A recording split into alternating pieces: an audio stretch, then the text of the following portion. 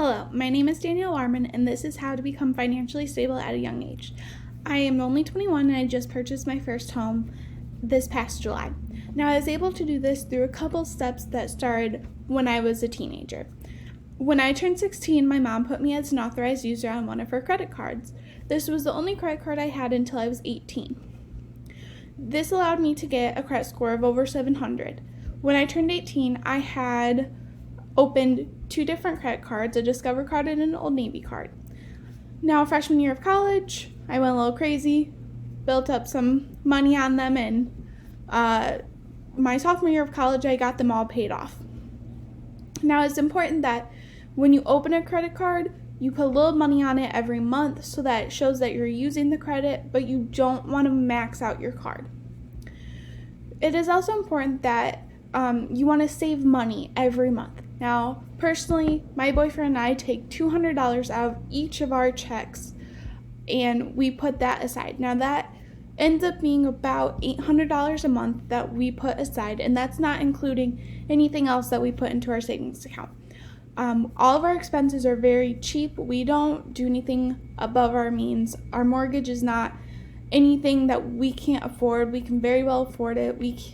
We don't use anything that costs a lot. We do have some money on credit cards because one of my biggest tips is if you are making a big purchase and they happen to have a credit card that's interest-free for a year, do that.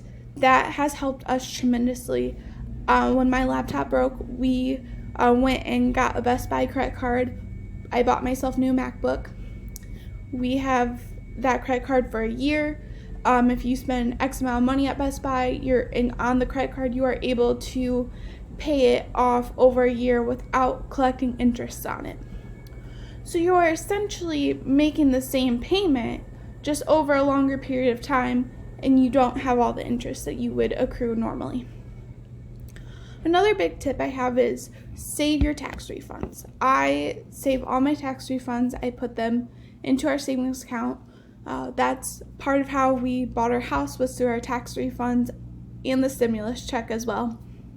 That added on to us being able to have a higher down payment. We also, if we have something we really want to pay off, we'll use a little bit of our tax refund for that. So if we have a credit card, we have a little bit on it, we figure we might as well just put it on there, have it be done. We have more money in our pockets monthly versus having to continue to pay on that. Another thing is, for your tax refund, it's very important that you save as much of it as you can. You want to save it for a rainy day. You want to save it for maybe a vacation. You want to just save it. The more you save, the more money that you have, and you won't be living paycheck to paycheck.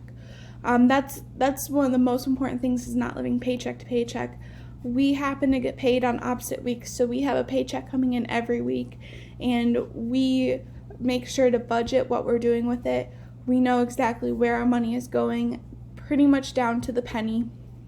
There are some splurges here or there, but for the most part, the biggest tip I can give you for becoming financially stable at a young age is just saving your money.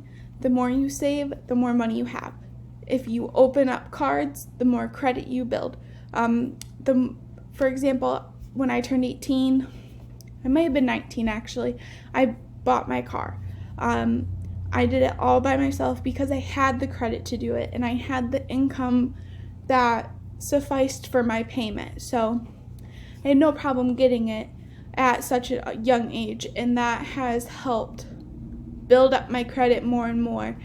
So do student loans. However, when you do pay off something, it does lower your credit score. So the more you work on your credit score, that's key to becoming financially stable. Thank you.